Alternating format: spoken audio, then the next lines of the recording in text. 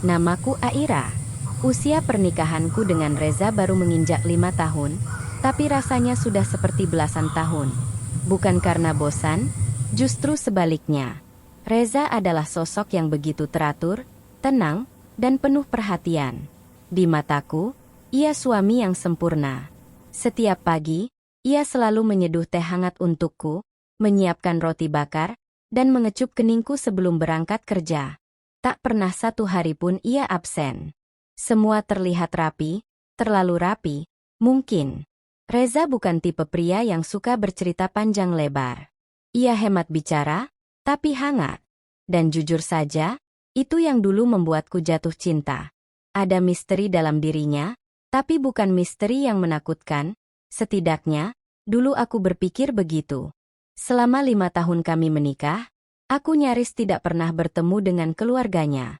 Katanya, orang tuanya sudah meninggal sejak ia remaja. Ia anak tunggal, dan dibesarkan oleh seorang paman di luar kota. Tapi tak pernah ada foto, tak pernah ada kenangan yang diceritakan. Jika aku bertanya, jawabannya hanya pendek. Itu cerita lama, tak penting. Awalnya aku menghormati privasinya. Tapi semakin kesini, semakin banyak hal kecil yang membuatku bertanya dalam hati. Reza tidak pernah sakit. Bahkan saat aku terkena flu atau demam, ia tetap sehat tanpa sedikit pun menunjukkan tanda-tanda kelelahan. Bahkan, ia seolah tak pernah berkeringat. Aku tahu ini terdengar aneh, tapi aku benar-benar tak pernah melihatnya berkeringat. Bahkan setelah pulang dari luar saat cuaca panas. Aku mulai mencatat hal-hal itu dalam hati. Hal-hal yang mungkin tak penting, atau justru terlalu penting untuk diabaikan.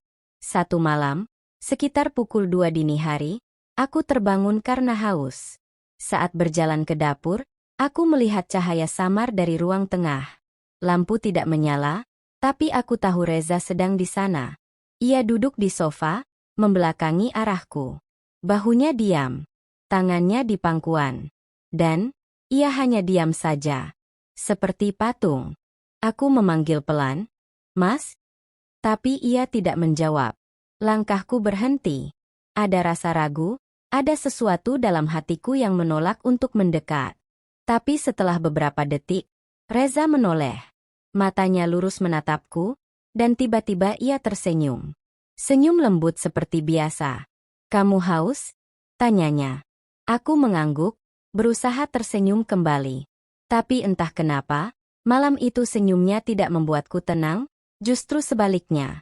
Sejak malam itu, aku mulai bertanya pada diriku sendiri, siapa sebenarnya pria yang setiap hari tidur di sebelahku? Pertanyaan itu terus mengendap di kepalaku, bahkan saat kami duduk bersama makan pagi, atau saat ia memelukku seperti biasa sebelum berangkat kerja. Semuanya tampak wajar, terlalu wajar. Seolah ia sedang menjaga agar aku tidak menyadari sesuatu. Malam-malam berikutnya aku mulai terjaga lebih lama. Aku jadi lebih peka terhadap suara-suara kecil di rumah. Denting jam dinding, gesekan ranting di jendela, dan kadang, suara langkah kaki Reza yang bergerak pelan saat ia kira aku sudah tertidur. Hingga suatu malam, aku melihatnya berdiri di depan cermin di kamar kami. Cermin itu cukup besar, menggantung di dinding seberang tempat tidur. Aku terbangun saat melihat pantulan samar tubuh Reza di dalamnya. Ia berdiri tegak, menghadap cermin, tanpa suara. Awalnya kupikir ia sedang merapikan rambut atau mengecek wajahnya. Tapi setelah 5 menit, lalu 10 menit, ia belum juga bergerak. Aku mengintip dari balik selimut. Lampu kamar sudah mati, hanya lampu tidur yang menyala lembut di sudut ruangan. Tapi cukup untuk melihat gerak-geriknya. Yang membuatku merinding, bibir Reza bergerak pelan. Ia sedang berbicara. Tapi tak ada suara. Tangannya juga sesekali terangkat. Seperti memberi isyarat. Siapa yang sedang diajak bicara? Refleks aku menutup mata kembali, berpura-pura tidur. Tapi jantungku berdetak makin cepat. Dalam hati aku ingin mengabaikannya. Tapi rasa penasaran ini menekan kuat. Esok paginya, Reza bersikap seperti biasa. Seolah tak ada apa-apa semalam.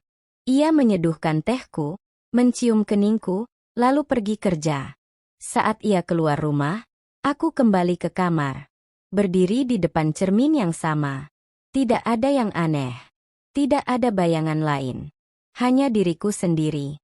Tapi saat aku mengusap permukaan cermin, telapak tanganku terasa dingin. Bukan dingin biasa, tapi dingin yang menusuk dan membuatku menggigil.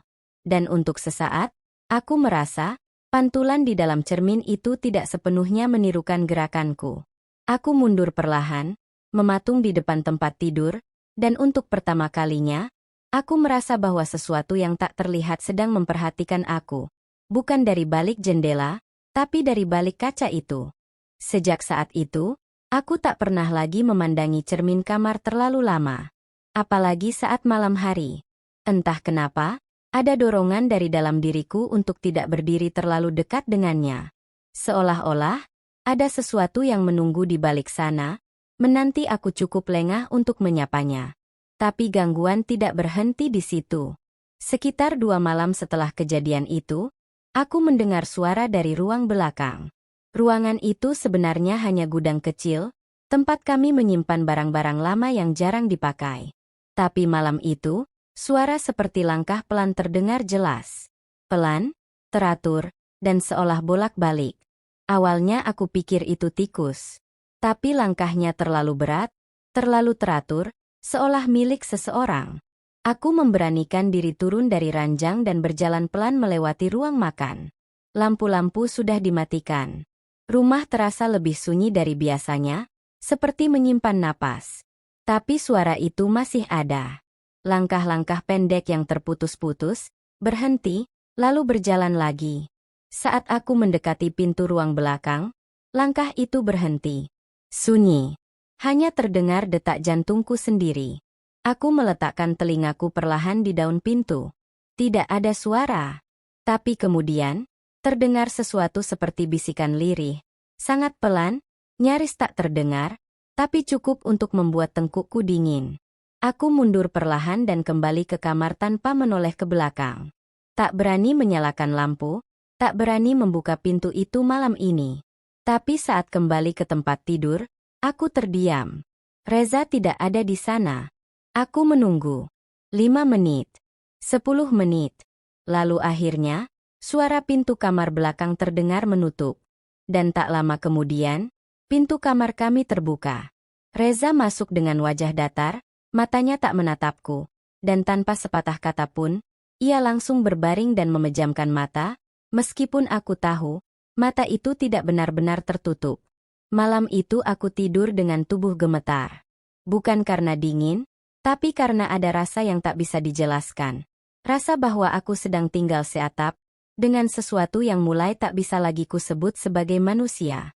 Besok paginya, Reza seperti biasa, menyambut pagi dengan senyum hangat, menyeduhkan teh, dan menyapaku dengan suara lembut. Seolah tak ada apa-apa yang terjadi semalam. Seolah dia benar-benar tidak tahu bahwa aku melihat, mendengar, dan merasa. Tapi justru itulah yang paling membuatku takut. Saat Reza pergi ke kantor, aku mulai memberanikan diri membuka laci-laci yang selama ini jarang kusentuh.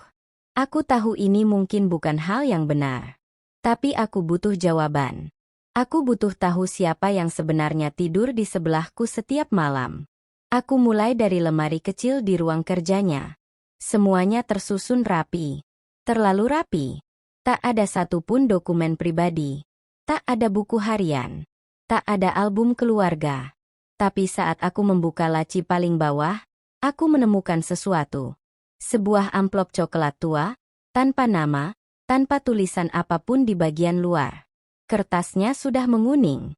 Ada bekas lipatan tua, seolah sudah disimpan bertahun-tahun. Tanganku gemetar saat membukanya.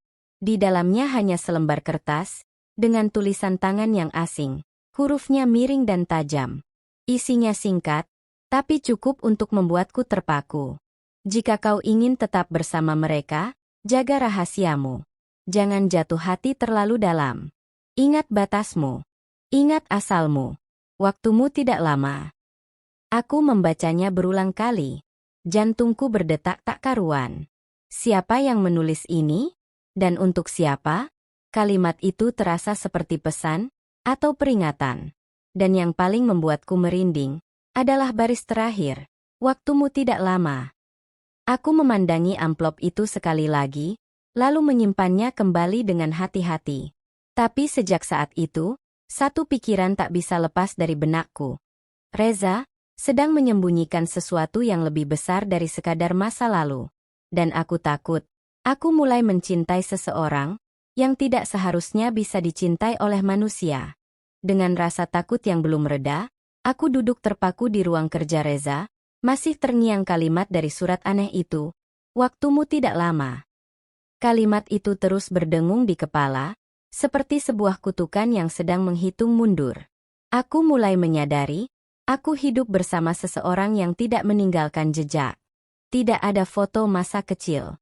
Tidak ada buku tahunan sekolah. Tidak ada kenangan. Sore harinya, aku mencari foto pernikahan kami, yang dulu dicetak dan dipajang dengan bangga. Tapi yang kudapat justru mengejutkan, semua foto yang tersisa hanya satu. Dan yang paling aneh, dalam foto itu, wajah Reza seperti buram. Seperti disengaja dihapus. Seperti tidak pernah benar-benar ada di sana. Aku mencoba membuka akun media sosial lamaku. Saat mencari unggahan-unggahan lama, semua foto yang ada unsur Reza sudah hilang. Terhapus. Tak tersisa satu pun. Aku menghubungi sahabat lamaku, Dita, yang dulu hadir di pernikahan kami. Dit, kamu masih simpan foto-foto nikahan aku? Enggak. Dita diam sejenak. Suaranya terdengar ragu. Aku juga sempat nyari, Tea. Tapi kayaknya udah hilang semua dari HP aku. Aku kira kamu yang minta hapus. Soalnya waktu itu kamu bilang, jangan sebar-sebar foto Reza. Aku terdiam. Kapan aku pernah bilang begitu? Aku mulai merasa ada yang meretas ingatanku sendiri. Seolah masa lalu kami dimodifikasi atau dipalsukan. Aku ingin menepis pikiran itu, tapi semuanya terasa semakin nyata. Dan saat aku pulang ke kamar malam itu, aku menemukan Reza duduk di ujung ranjang. Wajahnya tertunduk. Tangannya memegang foto pernikahan kami yang satu-satunya tersisa, yang tadi siang aku simpan di laci. Maaf ya, Teh, katanya tanpa menatapku. Aku tahu kamu mulai curiga. Tapi aku cuma pengen kamu bahagia. Walaupun aku tahu kebahagiaan itu cuma sementara. Aku berdiri kaku. Tak sanggup bertanya. Karena jauh di dalam hati, aku tahu, aku tidak siap mendengar kebenarannya. Tapi justru malam itu, Reza berdiri perlahan dan menatapku. Matanya tampak berat menahan sesuatu. Bukan hanya rahasia, tapi rasa bersalah yang dalam. Aku mau kasih tahu satu hal, Tea. Bisiknya lirih. Tapi kamu harus janji, jangan buka pintu di ujung lorong itu. Apapun yang terjadi. Jangan. Pintunya pintu yang sejak kami pindah ke rumah ini tak pernah kuganggu. Awalnya kupikir itu hanya gudang atau ruangan kosong. Tapi sekarang, pintu itu terasa hidup, seperti punya rahasia sendiri. Aku mengangguk pelan, walau hatiku menjerit ingin tahu. Malam itu Reza tidak tidur di sampingku. Ia duduk di kursi dekat jendela, menatap langit malam yang gelap. Seolah menunggu sesuatu. Atau menjaga sesuatu, agar tidak keluar. Ketika aku terbangun sekitar pukul 3 dini hari karena suara bisikan pelan, aku langsung sadar. Reza tidak lagi di kursinya. Dan pintu itu terbuka sedikit. Udara dingin keluar dari celahnya. Ada aroma lembab, seperti tanah basah yang belum pernah terkena sinar matahari. Jantungku berdetak cepat. Rasanya seperti ada yang mengintip dari balik kegelapan di dalam ruangan itu. Tapi saat aku melangkah mendekat, pintu itu tertutup dengan sendirinya. Blah! Aku menjerit tertahan. Dan tiba-tiba, suara Reza terdengar dari arah dapur. Buru-buru aku berlari ke sana, dan kudapati dia sedang berdiri membelakangiku. Reza, tadi kamu dari mana? Kenapa pintunya terbuka? Dia tidak langsung menjawab. Tapi saat ia menoleh, aku tersentak. Itu bukan wajah Reza yang biasanya. Kulitnya lebih pucat. Matanya lebih dalam. Dan senyum kecilnya, bukan senyum orang yang sedang menyayangi. Aku udah bilang jangan dibuka, kan? katanya pelan. Karena kalau kamu lihat, kamu nggak percaya lagi. Dan kalau kamu percaya, kamu nggak akan bisa keluar dari cerita ini. Aku mundur perlahan. Tapi langkahku terhenti saat ku dengar suara dari balik pintu itu, suara yang sangat ku kenal. Suara seorang perempuan, menangis sambil memanggil namaku. Tolong aku. Aku di dalam sini. Aku membeku. Karena suara itu adalah suara aku sendiri.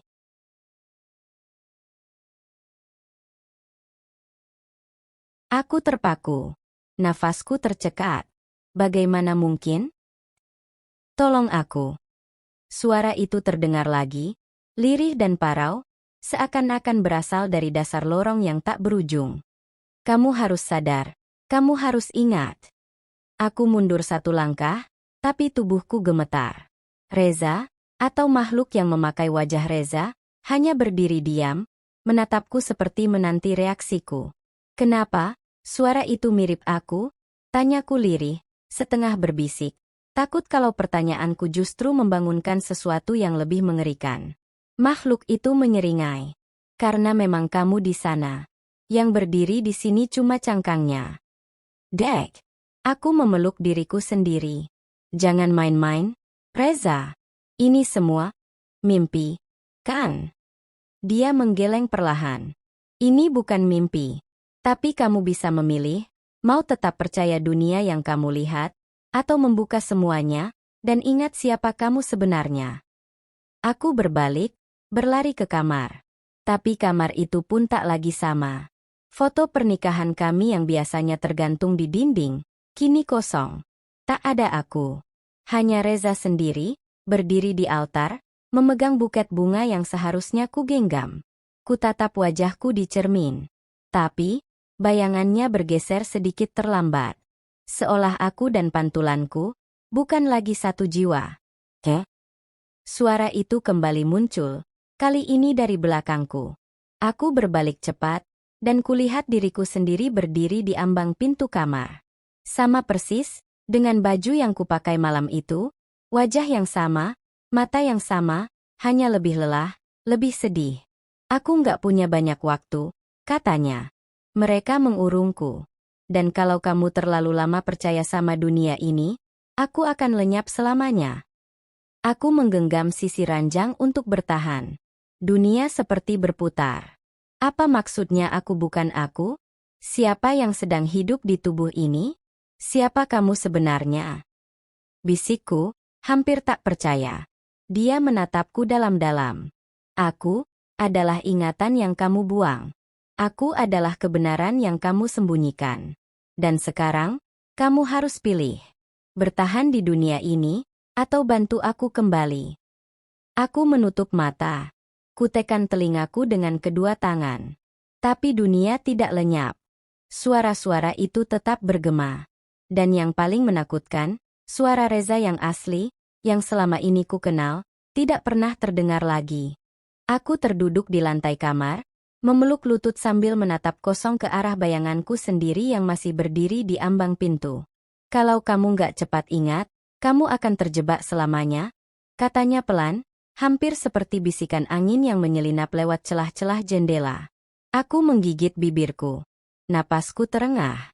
Di dalam hatiku, ada dua suara yang saling beradu. Satu ingin percaya bahwa semua ini hanya mimpi buruk. Satu lagi, memaksaku untuk membuka mata dan menerima bahwa aku memang sedang hidup dalam dunia yang bukan milikku. Aku berdiri pelan, lalu berjalan melewati bayanganku itu, menuju ruang tamu. Tapi semuanya berubah.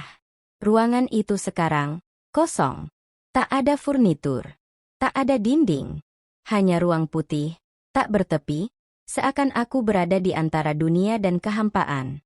Langkahku menggema.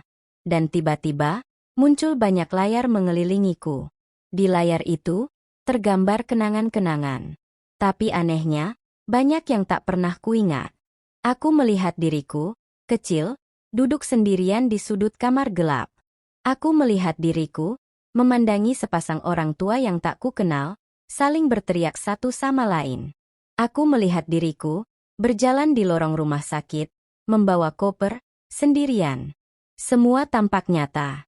Tapi kenapa aku tidak pernah mengingat semua ini? Tiba-tiba, dari balik layar-layar itu, muncul suara perempuan, lembut, namun getir. Ini dunia yang kamu ciptakan, sayang, untuk bertahan. Untuk menghindari luka. Aku berbalik cepat.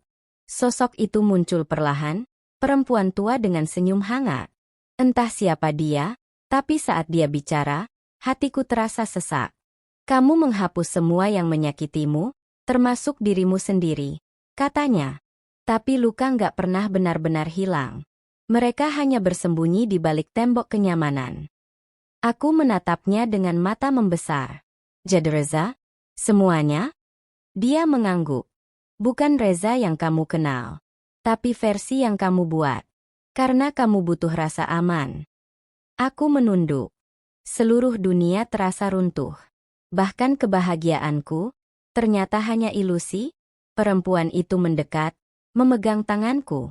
Sekarang, kamu bisa memilih. Tetap di dunia ini, di mana kamu nggak pernah tahu siapa kamu sebenarnya, atau kamu hadapi semua luka itu. Biar sakit, tapi kamu akan pulih. Dan kamu akan ingat. Aku menelan ludah. Tanganku gemetar. Tapi dalam hati, aku tahu, waktuku untuk kabur sudah habis. Aku berdiri, menatap sosok perempuan tua itu dalam-dalam. Untuk pertama kalinya, aku tidak ingin lari. Aku ingin tahu. Aku ingin mengingat.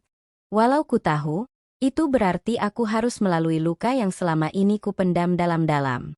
Kalau aku memilih untuk mengingat, apa yang akan terjadi padaku? Tanyaku pelan, nyaris seperti berbisik. Perempuan itu menatapku penuh iba. Kamu akan merasa seperti tenggelam.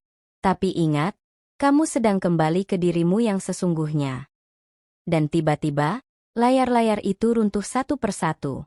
Dunia putih di sekelilingku mulai retak. Seperti kaca yang pecah, menyingkap sebuah lorong panjang, gelap, dan di ujungnya, ada satu pintu tua yang nyaris tertutup. Di balik pintu itu, semua jawabannya menunggu. Kata perempuan itu. Tapi kalau kamu buka, tak akan ada jalan untuk kembali. Aku melangkah perlahan, kakiku berat seakan menyeret beban seluruh hidupku. Tapi entah kenapa, hatiku justru merasa lebih ringan. Aku ingin tahu siapa aku sebenarnya. Aku ingin tahu, mengapa dunia ini terasa begitu salah. Saat jemariku menyentuh kenop pintu itu, tiba-tiba terdengar suara langkah berat dari belakangku. Aku menoleh cepat. Itu Reza. Tapi bukan Reza yang ku kenal. Wajahnya kosong. Sorot matanya hitam, kosong, dan datar. Jangan buka pintu itu, katanya. Kalau kamu buka, aku akan hilang. Hatiku seperti ditusuk dari dalam. Meski aku tahu dia bukan nyata, tapi selama ini, dia adalah satu-satunya yang membuatku bertahan. Menemani, mencintaiku, menguatkanku. Aku sayang kamu, lirihku. Dia tersenyum pahit. Aku tahu.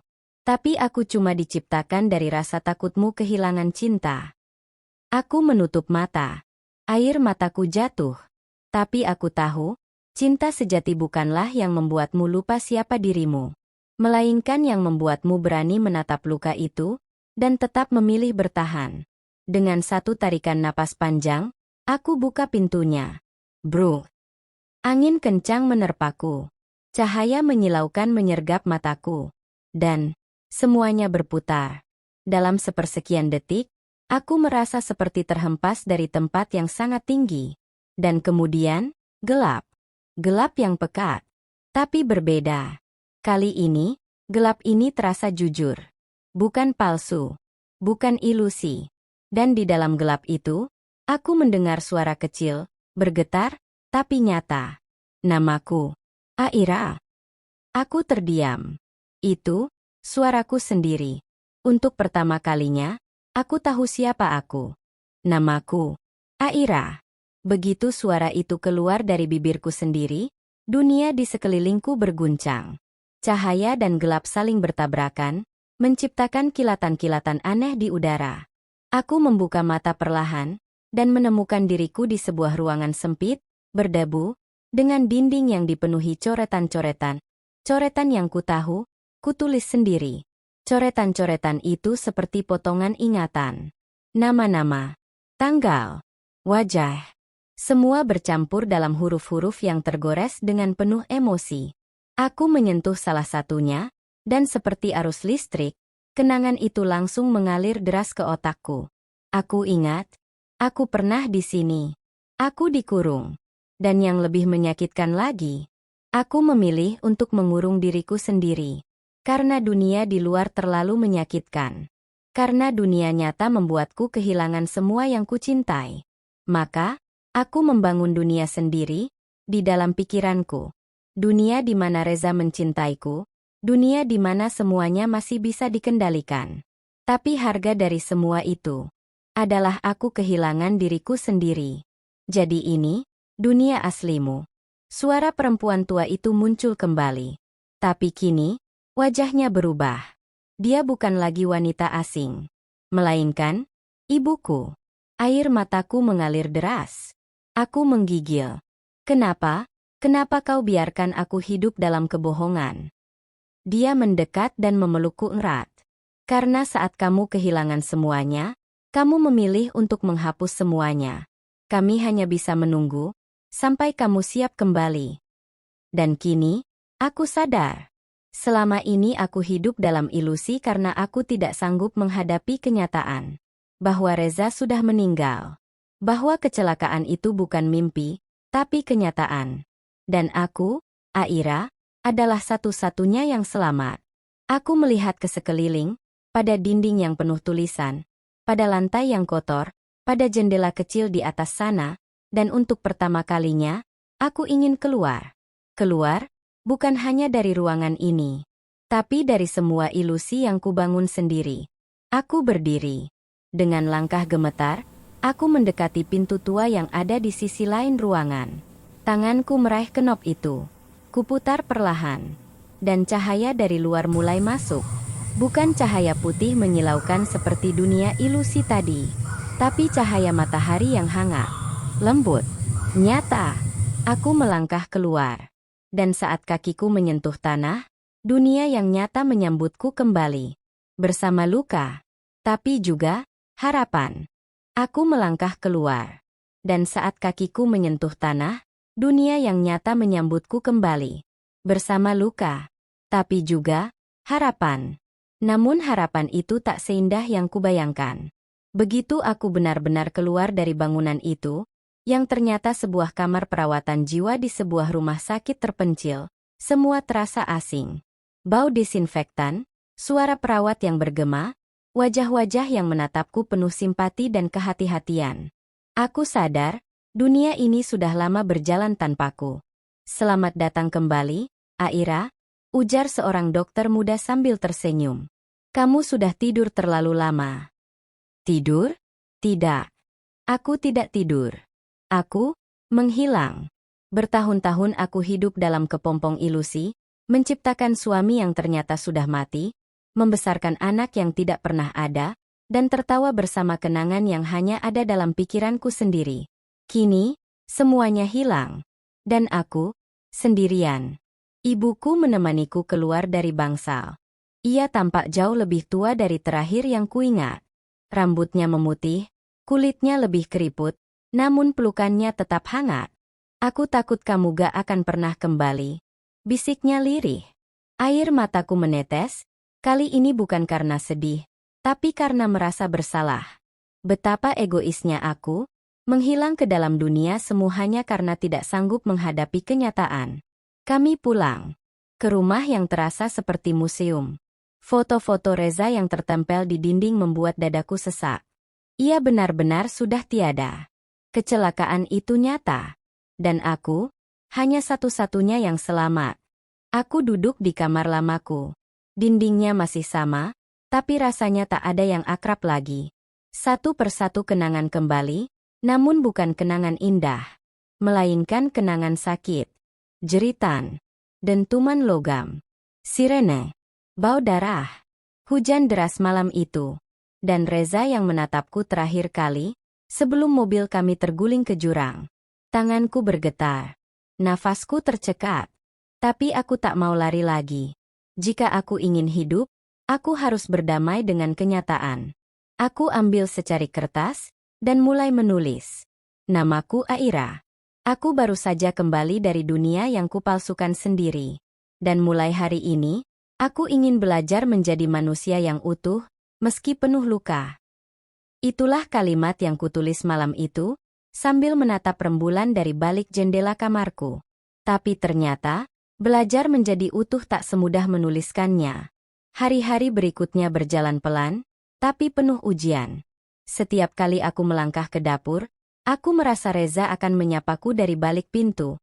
Tersenyum sambil membawa cangkir kopi kesukaannya. Setiap kali aku melirik ke ruang tengah, aku nyaris memanggil Aksa, anak yang tak pernah benar-benar lahir, tapi begitu hidup dalam hatiku. Aku mencoba tegar. Aku ikut terapi. Aku menulis. Aku menggambar. Aku bahkan menanam bunga di pekarangan, sesuatu yang dulu sangat kusukai bersama Reza. Tapi tetap saja, luka itu tidak terlihat, dan justru itulah yang paling menyakitkan. Orang-orang menyapaku seperti biasa. Mereka bilang aku kuat, hebat. Tapi mereka tak tahu betapa setiap malam aku harus melawan diriku sendiri, agar tak tenggelam kembali dalam dunia palsu yang dulu begitu menghibur. Sampai pada suatu sore, aku menemukan sebuah surat, terselip di antara buku-buku lama Reza. Tulisannya rapi, dan ternyata ditulis Reza 2 minggu sebelum kecelakaan itu terjadi. Untuk Aira, jika suatu hari aku tak lagi bersamamu, jangan pernah berhenti hidup, karena bagiku, kamu adalah rumah, dan rumah harus tetap berdiri. Meski atapnya runtuh, meski dindingnya retak, rumah tidak boleh hilang. Aku menangis keras sore itu. Bukan karena kehilangan, tapi karena akhirnya, aku merasa diizinkan untuk hidup kembali. Kini, setahun telah berlalu. Aku mulai menulis buku. Judulnya, Aku Baru Tahu Suamiku Bukan Manusia. Bukan karena Reza bukan manusia sungguhan, tapi karena kasih sayangnya terlalu besar, hingga bisa melewati batas kematian, masuk ke dalam ilusi, dan menuntunku kembali ke dunia nyata. Buku itu bukan tentang gila, tapi tentang cinta, yang terlalu dalam, hingga membuatku menciptakan dunia sendiri.